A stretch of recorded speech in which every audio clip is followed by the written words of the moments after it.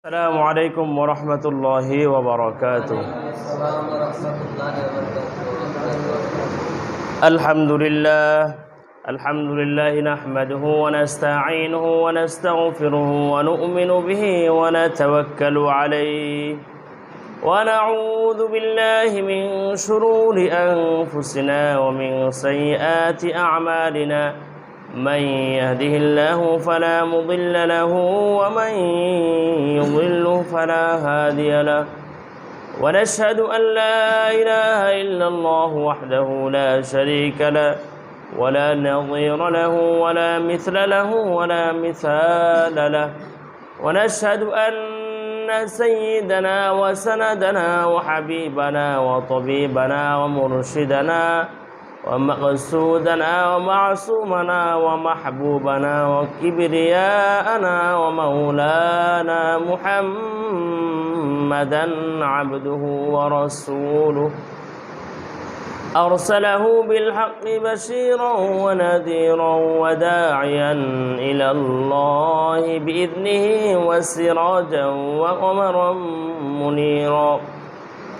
أما بعد فقد قال الله تعالى في كلامه المجيد وفي فرقانه الحميد: أعوذ بالله من الشيطان الرجيم، بسم الله الرحمن الرحيم. يا أيها الذين آمنوا إذا قمتم إلى الصلاة فاغسلوا وجوهكم وأيديكم إلى المرافق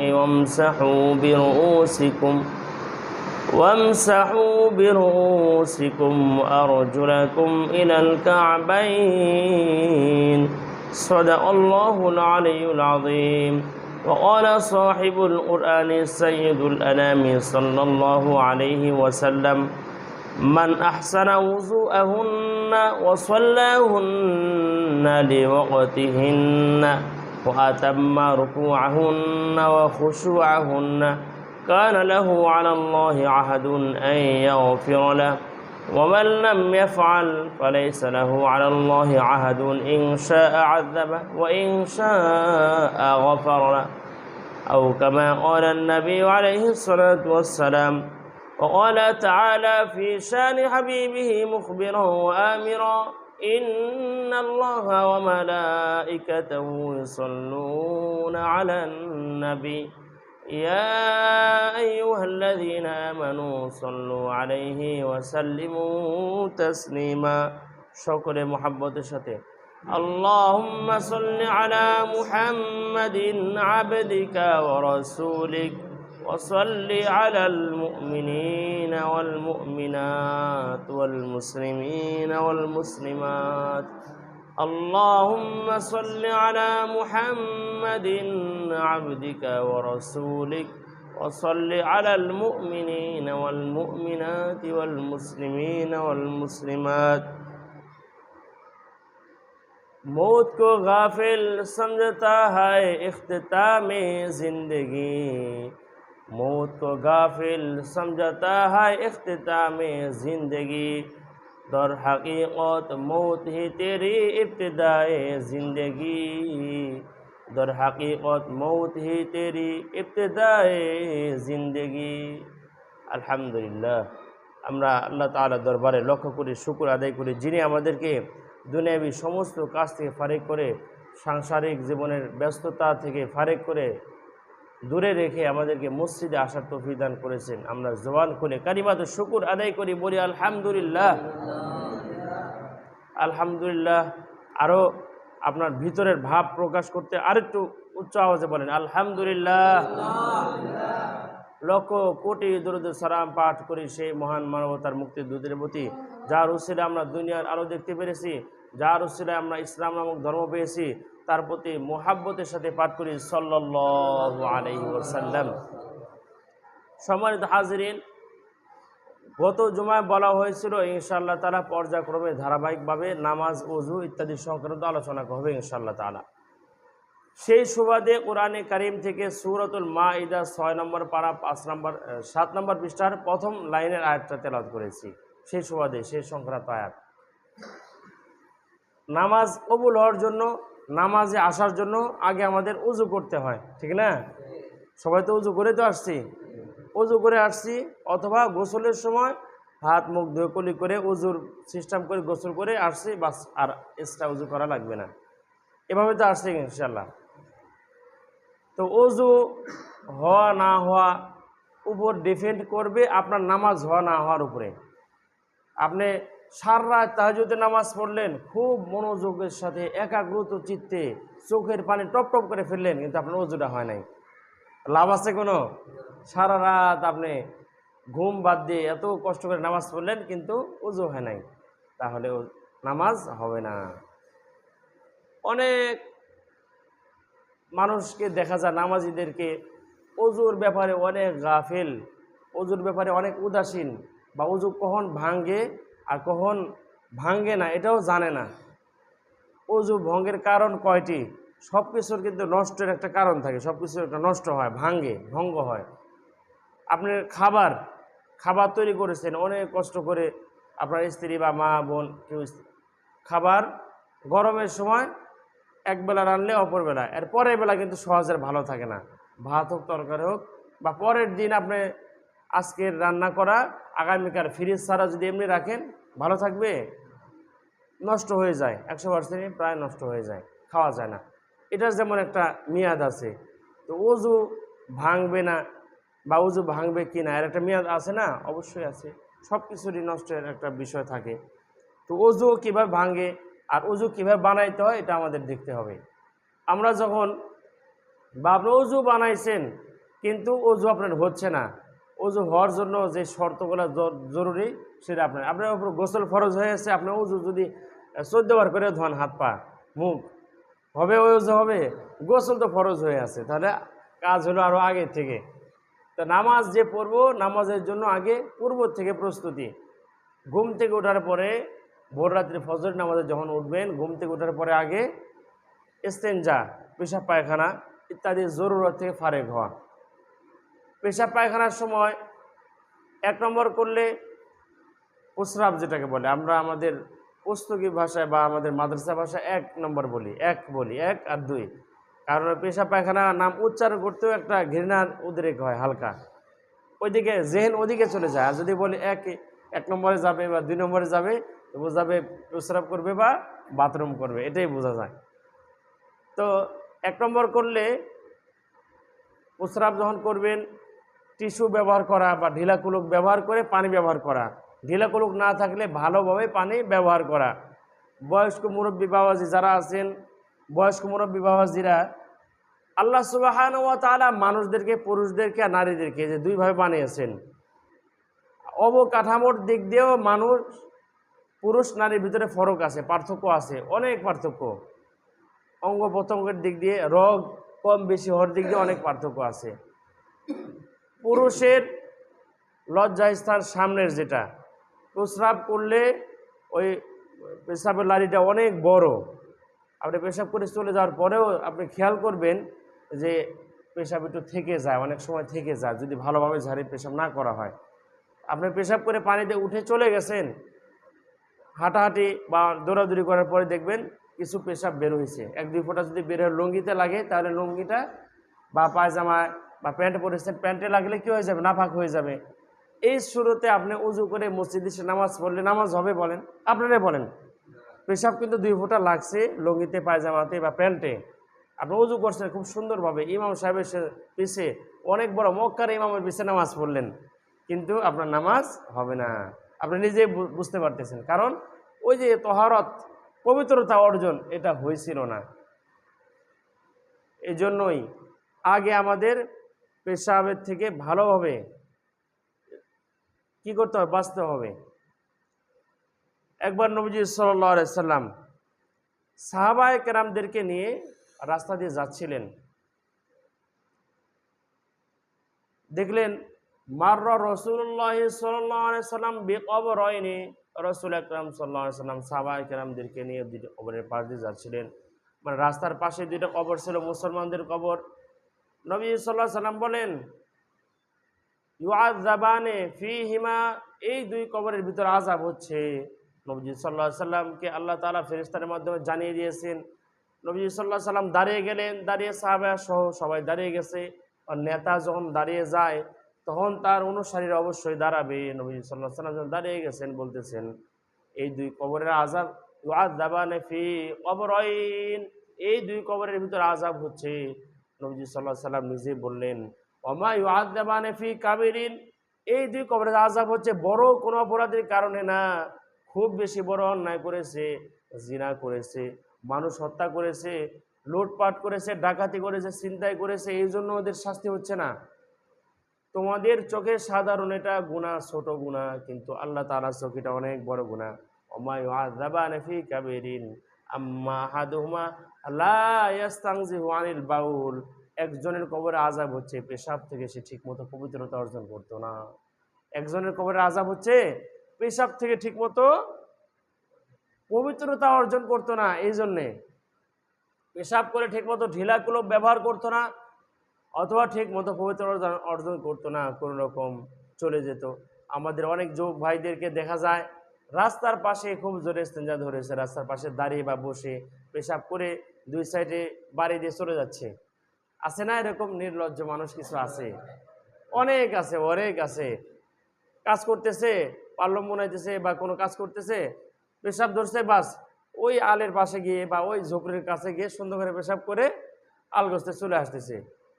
তাহলে পেশাবের ফোঁটা ও ঢিলাও ব্যবহার করলো না, পানি ব্যবহার করলো না, তাহলে কেমনে পবিত্রতা অর্জন করলো? সে তো নাপাক, নাপাকের সাথে তো রহমতে ফেরেশতা থাকে না, ওই ব্যক্তি তো বিপদ হবেই।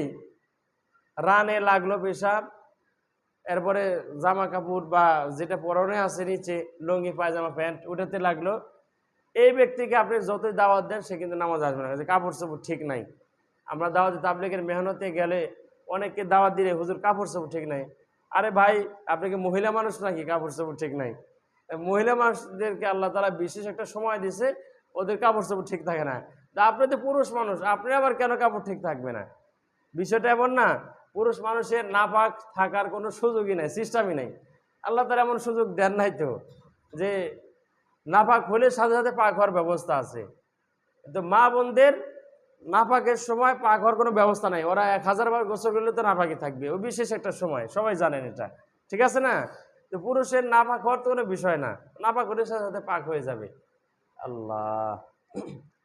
তো নবী সাল্লাল্লাহু আলাইহি সাল্লাম বললেন, ওয়ামা ইউআযাবানি ফী কাবীরিন, অনেক বড় অপরাধের কারণে এই দুই কবরের শাস্তি দেওয়া হচ্ছে না। একটা হলো আম্মা আহাদুহুমা, একজন ব্যক্তির আযাব হচ্ছে লা ইয়াস্তানজিহু আনিল বাউল, পেশাব থেকে ঠিক মতো পবিত্রতা অর্জন করতো না, পেশাব করে ঢিলা কুলুপ ব্যবহার করতো না, এই জন্যই। এখন এই বিষয়টা যদি আমার ভিতরে থাকে, আপনার ভিতরে থাকে, সমাজে কোনো যুবক ভাইয়ের ভিতরে থাকে, কোনো বাবাজির ভিতরে যদি এই রোগটা থাকে, পেশাব করে ঠিক মতো পবিত্রতা অর্জন করে না, তাহলে ওই ব্যক্তিরও কবরে আযাব হবে। নবীজি এটাই জানায় দিলেন, ঠিক না? এটা তো বোঝা যাচ্ছে। আর দ্বিতীয় নাম্বার, ওয়াসসানি ইয়ামশি ফিন নামিমাহ, মানে চগলখড়ি করতো, একজনের দোষ আরেকজনকে লাগায় লাগায় বেড়াইতো। এটাকে আমরা মামুলি বিষয় মনে করি। চা স্টলে বসি বা দুজন গল্প করি বা 5 জন গল্প করতে বসি, কার কি হইলো, অমুক ব্যক্তি এরকম, অমুক ব্যক্তি এরকম, ও এটা করেছে, ও এটা করেছে, ও সুদে টাকা লাগাইছে, ওর মেয়ে এটা করেছে, ওর ছেলে এটা করেছে। দুনিয়ার ফাও পেশাল, দুনিয়ার দোষ, একজনের দোষ আরেকজনকে। ওকে আপনি মনে করছেন অনেক ভালো, জানেন না তো ওর ভিতরে একটা সমস্যা আছে, কি ওর লেনদেন ভালো না ভাই, বা ওর এই একটা সমস্যা, লোকটা খুবই ভালো, তো আর একটু একটা বদ আমল আছে, কি কয় এরকম এরকম করে। এরকম আমরা এটাকে গুনাই মনে করি না। নবীজি সাল্লাল্লাহু আলাইহি সাল্লামের ভাষা, ওমা ইউআযাবানি ফী কাবীরিন, তোমাদের চোখে এটা বিশাল বড় কবিরা গুনাহ মনে হয় না, কিন্তু এটাই কবিরা গুনাহ। এটা কি কবিরা গুনাহ? নামিমা, অন্যের দোষ চর্চা করা, একজনের দোষ আরেকজনের কাছে গিয়ে বলা, গীবত করা, এটাই হলো চুগলখড়ি যাকে বলা। এটা অন্যায়, হারাম, গুনাহে কবিরা, এটা কি কবিরা গুনাহ। এই দুই কবরে, মুসলমানদের দুটো কবরে, দুটো কবর, দুইজনের কবরের শাস্তি হচ্ছে, এক পেশাব পায়খানাতে পেশাব থেকে ঠিকমতো পবিত্রতা অর্জন করতো না, দ্বিতীয় গীবত করে বেড়াইতো।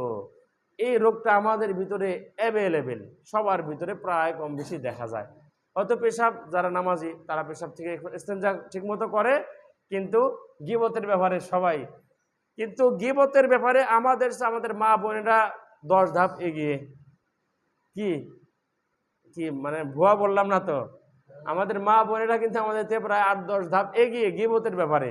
মহিলা মানুষ কয়েকজন এক জাত হলে, আমার মাও যদি হয়, মানুষের কথা কি বলবো, আমার স্ত্রীও যদি হয়, দেখা যাবে যে কার কি দোষ আছে, জমানো টমানো সবকিছু মোটামুটি সবাই কম বেশি বলে। মহিলাদের ভিতরে কম ও বেশ এই দোষটা বেশি পুরুষদের তুলনায়। পুরুষদের তুলনায় কি বেশি, কারণ ওদের এই কথার হজম শক্তি কম। কথার হজম শক্তি কি কম মা বোনদের ভিতরে। আমরা তাদেরকে এই দাওয়াতটা দিয়ে দিব যে গীবত যে করো, দুইজন একজাত হলে, দুই একজাত হলে, বা প্রতিবেশীর ঘরে যা যে গল্প করো, গল্পের ভিতরে তো অধিকাংশ গল্প গীবতের গল্পই হয়। সংসার উন্নত হওয়ার গল্প কম হয়। আর অন্য সংসার কেন উন্নত হলো এটাই গল্প হয় বেশি। কার সংসার কেমনে চলতেছে, কার মেয়ে কি করেছে, কার ছেলে কি করলো, কার স্বামী কি করলো, এগুলাই গল্প হয় বেশি। আমরা তাদেরকে সতর্ক করে দিতে পারি ইনশাল্লাহ। তারা পারবো তো ইনশাল্লাহ? যারা পায়খানা করবেন, মানে 2 নম্বর করবেন, 2 নম্বর করার সময় কিন্তু অবশ্যই ঢিলা কুলুক ব্যবহার করতে হয়। আমাদের বাংলাদেশে আমরা যেহেতু ভাত খাই, নরম জাতীয় জিনিস খাই, এই জন্য আমাদের টয়লেট মানে বাথরুমও নরম জাতীয় হয়। অ্যারাবিয়ানরা যারা ওই দেশে, ওরা হলো ফল ফ্রুট এবং শুকনা খাবার, রুটি ইত্যাদি বেশি খায়। ওদের পায়খানাও কিন্তু শুকনা হয়, ভরে থাকে না, চামড়ার সাথে লেগে থাকে না। এই জন্য হাদিসের ভিতর পাওয়া যায় যে যাদের পায়খানা ও বেশি শুকনা, লেগে থাকে না বাথরুম করার পরে, ওরা শুধু ঢিলা কুলুক ব্যবহার করে পানি ব্যবহার করে চলে যাওয়ার সুযোগ আছে, পানি ব্যবহার না করেও সুযোগ আছে। কিন্তু আমাদের তো সুযোগ নাই। যাদের পায়খানা ঢিলা, মানে স্বাভাবিক বাথরুম, আমাদের দেশের মতো বাংলাদেশে ঢিলা কুলুকও ব্যবহার করতে হবে, পানিও ব্যবহার করতে হবে, দুইটাই। তাছাড়া আপনার হাতে তো লেগে যাবে। আর সবচেয়ে দুঃখের বিষয়, যে সমস্ত বাড়িতে বদনা টেনে নিয়ে যেতে হয়, এক বদনা দিয়ে 2 রাস্তা পরিষ্কার করতে হয়, ওনাদের কিন্তু পবিত্রতা অর্জন করা একটু কঠিন হয়ে যায়, ঠিক না? আসলে কঠিন। এই বিষয়টা একটু খেয়াল করেন।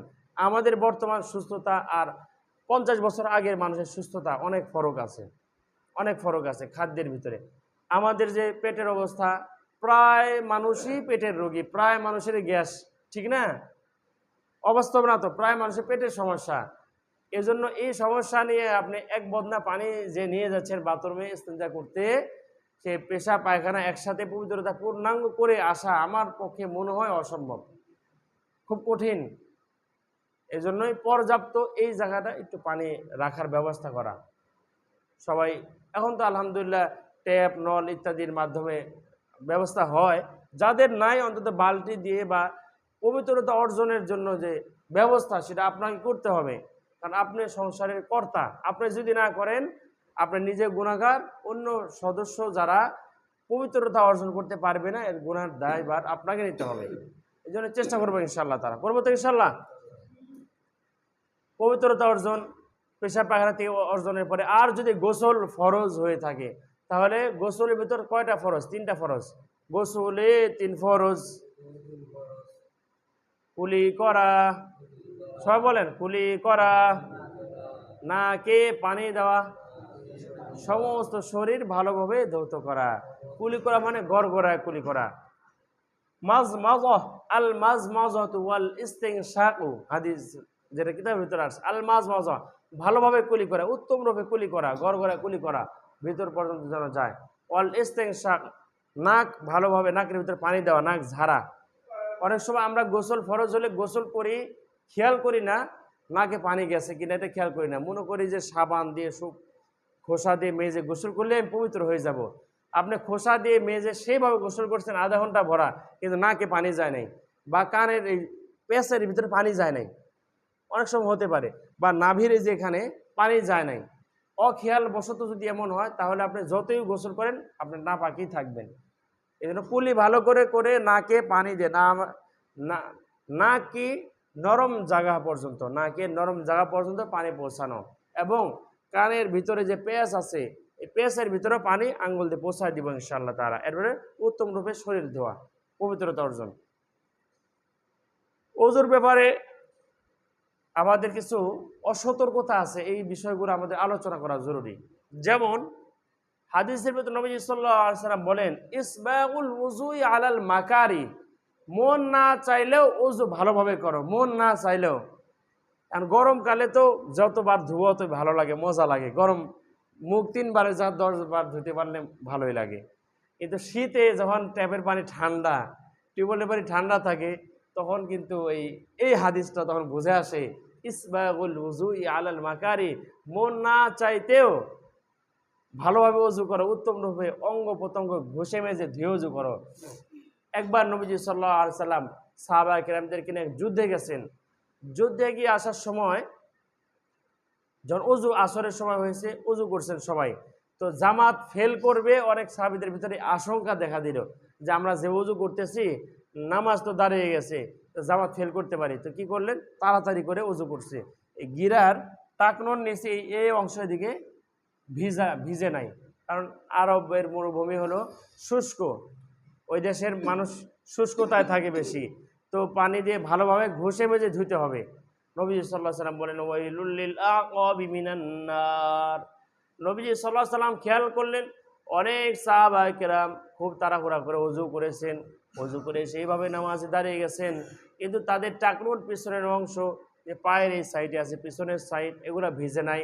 নবীজি সাল্লাল্লাহু আলাইহি সাল্লাম ঘোষণা দিলেন, ওয়াইলুল লিল আকাবি মিনান নার, টাকনুওয়ালারা জাহান্নামে যাবে। টাকনুওয়ালারা জাহান্নামে যাবে অর্থাৎ যাদের টাকনুর পিছনে ভিজে নাই, পূর্ণাঙ্গ ওযু হয় নাই, তারা জাহান্নামে যাবে। কেন? ওযু হয় নাই মানে নামাজ হয় নাই, আর যার নামাজ হবে না সে তো জাহান্নামেই যাবে। এই জন্য নবী সাল্লাল্লাহু আলাইহি সাল্লাম বললেন, ওয়াইলুল লিল আকাবি মিনান নার, টাকনুওয়ালাদেরকে জাহান্নামের কথা বললেন। টাকনুর নিচে আমাদেরও অনেক সময় শীতে যখন শুষ্কতা থাকে, এই যে পায়ের যে এই অংশগুলা, এদিক দিয়ে যে ভাঁজ ভাঁজ থাকে, এর ভিতরে কিন্তু পানি পৌঁছতে চায় না। এই যে এই সাইড এভাবে থাকলে পানি কিন্তু পৌঁছতে চায় না। এই জন্য শীতে আমরা উযু করার সময় ঘষে মেজে এবং পায়ের আঙ্গুলের মাঝে যে ফাঁকা, এখানেও আঙ্গুল দিয়ে দিয়ে পানি প্রবেশ করাই দেবো ইনশাআল্লাহ তাআলা। উযু আপনি নামাজ পড়ছেন কষ্ট করে, সময় বের করে, উযুটা না হওয়ার কারণে যদি নামাজটা না হয়, এটা তো একটা দুঃখের বিষয়। দুঃখের বিষয় না? আপনি কষ্ট করলেন ঠিকই, কিন্তু ফল পেলেন না, কষ্টের লাইনে ভুল হওয়ার কারণে। আল্লাহু আকবার, আল্লাহু আকবার।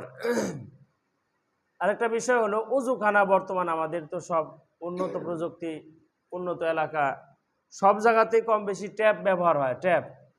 ট্যাপের পানি প্রচুর পরিমাণে নষ্ট হয়, প্রচুর পরিমাণ ইসরাফ। ইন্নাল মুবাযযিরিনা কানু ইখওয়ানাশ শায়াতিন, আল্লাহ তাআলা সূরা বানী ইসরাঈল 15 নম্বর পারা 3 নম্বর পৃষ্ঠার ভিতরে বলেন, ইন্নাল মুবাযযিরিনা, নিশ্চয় অপচয়কারীরা শয়তানের ভাই। অপচয়কারীরা কার ভাই? শয়তানের ভাই। আল্লাহু আকবার। আল্লাহ তাআলা কিভাবে মানুষদেরকে বুঝাইছেন, মানে ডাইরেক্ট শয়তান বলেন নাই, বলছে শয়তানের ভাই। ডাইরেক্ট শয়তান কিন্তু বলেন নাই। ওয়ালা তুসরিফু, আল্লাহ তাআলা আরেক জায়গায় বলেন, ইসরাফ করিও না, খরচ অপচয় করিও না। ইন্নাহু লা ইউহিব্বুল মুসরিফিন, নিশ্চয় আল্লাহ তাআলা অপচয়কারীদেরকে ভালোবাসেন না, পছন্দ করেন না। যে আল্লাহ তাআলা আপনাকে সৃষ্টি করলেন, যে আল্লাহ আমাকে সৃষ্টি করলেন, যে খালেক আমাদেরকে বানাইলেন, তিনি বলতেছেন অপচয়কারীরা শয়তানের ভাই, অপচয়কারীদেরকে তিনি পছন্দ করেন না। আমরা ওযু করতে গিয়ে ট্যাপ ছেড়ে দিয়ে মুখ ধুচ্ছি, পানি নিলাম, যখন মুখ ধুচ্ছি পানি তো পড়তেছে অনর্গল, পানি চলতেছে, আমি হাত এবার পানি নিয়ে এবার ধুচ্ছি, ঘষতেছি, কিন্তু পানি চলতেছে, ধুচ্ছি, পানি চলতেছে, মাথা মাসে করতেছি, পানি কিন্তু চলতেছে, এক পা ধুইছি, ঘষতেছি, মাজতেছি, পানি চলতেছে। অনেকে এমন করে, আমাদের মুসল্লিদের ভিতরে এমন উদাসীন মুসল্লি আছে, ট্যাপ চালু করে যে মেসাক করতেছে তো করছে, আর এদিকে পানি পড়তেছে। মনের ভিতরে একবারও ধাক্কা লাগলো না যে এই যে পানিটা অযথা নষ্ট হচ্ছে, আর কি হিসাব দিব? এক ফোঁটার পানির হিসাব আপনাকে দিতে হবে, আমাকে এক ফোঁটা পানির হিসাব দিতে হবে। যেগুলা ব্যবহার করেছি এবং অপচয় করেছি, সবগুলার ব্যবহারের হিসাব তো দিতে পারবেন যে আল্লাহ আমি এই এতগুলা পানি ব্যবহার করেছি, কাজে লাগাইছি, কিন্তু যেটা অযথা ফুরাইছি, পানির কি হাহাকার, আপনি গাজা ফিলিস্তিনে যায় দেখেন পানির কি হাহাকার, পানির কি দাম, সৌদি আরবে গিয়ে দেখেন পানির কি দাম, যারা গেছেন তারা জানেন তেলের চেয়ে পানির দাম বেশি, পানি পাওয়াটা মুশকিল। পানির কি কষ্ট, আমরা তো পানির দেশে থাকি বুঝি না। যে সমস্ত মরুভূমিতে পানি পাওয়া যায় না তাদের পানির কি মূল্য তারা বুঝে। এই জন্য অজু করার সময় আমি যারা পানি নিলাম খুব তাড়াহুড়া করে যদি ধুই তাড়াতাড়ি তাহলে অবস্থা কম হবে। যখন হাত আমি দেবো তখন বন্ধ করে নিয়ে পানিতে চুলো দিয়ে বাস নিলাম। মাছে করার সময় বন্ধ করে নেব। মেসওয়াক করার সময় চালু করে মেসক ভিজায় নিয়ে মুখ কুলি করে নিয়ে বাস বন্ধ করে ব্যবহার করে আবার আস্তে আস্তে আমরা চাইলে এভাবে করতে পারি ইনশাল্লাহ। পানি অবস্থা রোধ করি, আর হিসাব দিতে হবে, প্রত্যেকটা বিষয় হিসাব দিতে হবে। আপনি মনে করতেছেন যে আল্লাহ তাআলা এতগুলো হিসাব কেমনে নেবেন, এত পানি হিসাব কেমনে নেবেন? কোরআনের ভিতরে আল্লাহ তাআলা বলেন ওয়া তাসকুতু মিন ওয়ারাকাতিন ইল্লা ইয়ালামুহা ওয়ালা হাববাতিন ফি যুলুমাতিল আরদি ওয়ালা রাতবিন ওয়ালা ইয়াবিসিন ইল্লা ফি কিতাবিম মুবিন। ওয়া তাসকুতু মিন ওয়ারাকা, গাছের যতগুলা পাতা আছে কোন গাছের কয়টা পাতা কখন পড়তেছে এটাও ইল্লা ফি কিতাবিম মুবিন স্পষ্ট করে লেখা আছে। কিতাবের ভিতরে সব রেকর্ড আছে, সব কিছুই আছে আমলনামার ভিতরে। পৃথিবীতে কত হাজার হাজার কোটি কোটি গাছ আছে, কত গাছের পাতা আছে, আমরা কোনো দিন এগুলা গাছের পাতা ঘুরে দেখেছি? একটা মেহগনি গাছে কি পরিমাণ পাতা থাকতে পারে, একটা কাঁঠাল গাছে কত পাতা আছে আমরা গুনছি কোনো দিন? আমাদের কাছে কোনো হিসাব নাই, কিন্তু মাওলার কাছে হিসাব আছে। ওমা তাসকুতু মিন ওয়ারাকা, যে গাছের পাতাটাই পড়ে না কেন ইল্লা ইয়ালামুহা, ওই গাছের পাতার ব্যাপারে আল্লাহ তাআলা জানেন। গাছের প্রত্যেকটা পাতার হিসাবও আল্লাহর কাছে আছে, ওই পানির হিসাবও থাকবেই থাকবে। এই জন্য অজু করার সময় আমরা অপচয় করি না করি ইনশাল্লাহ। গোসলের সময় যথেষ্ট অপচয় করি, এক বালতি হলে সুন্দরভাবে ধীরে সুস্থে গোসল হয়ে যায়। সেখানে মোটর আছে, বাস চলতেছে তো চলছে, অবিরাম চলছে, মোটর ধরে গোসল করতেছে। 3.5 হাত বডি গোসল করতেছে, হাতিকে গোসল করাতে যত পানি লাগে তার চেয়ে বেশি লাগতেছে 3.5 হাত বডির গোসল। যাদের মোটর ডাইরেক্ট লাইন দিয়ে গোসল করি তাদের ব্যাপারে এমনই। খেয়াল করে দেখেন, অবাস্তব কথা বলতেছি না তো। যারা ডাইরেক্ট মোটরে পানি দিয়ে গোসল করি তাদের কিন্তু পানির হিসাব বিপদ আছে। একদিনের পানির হিসাবে আপনি আটকে যাবেন, একদিনের পানি হিসাবে। যারা পানি পাচ্ছে না, সুস্থ ভালো পানি, আপনি পানি নষ্ট করতেছেন, আমি নষ্ট করতেছি, একদিনের পানি হিসাবে আটকে যাব। এই জন্যই আমরা চেষ্টা করব বালতিতে পানি ভরে ধরে নেই, আমার লাগে বেশি 2 বালতি যা 3 বালতি নিলাম, কিন্তু মোটর দিয়ে ডাইরেক্ট চালাইলে যে কত শত বালতি চলে যায়। কারণ সাবমার্সিবল মোটরে 5 মিনিট লাগে 1000 লিটার বা 500 লিটার পানি ভরতে, 5-7 মিনিট লাগে। আপনি 10 মিনিট হলে গোসল করতেছেন, তাহলে কয় হাজার লিটার পানি গেছে, কত হাজার লিটার পানি গেছে, এর হিসাব কিন্তু দিতে পারবেন না। আমরা এগুলো অপচয় রোধ করার চেষ্টা করি। আল্লাহ তাআলা যা কিছু বললাম আমাকে আপনাদের সকলকে আমল করার তৌফিক দান করেন, বলে আমিন। ওয়া আখিরু দাওয়ানা আলহামদুলিল্লাহি। ও একটা বিষয়, মুরব্বী একটা মাসআলা জিজ্ঞাসা করছিলেন, মাসআলাটা বলি।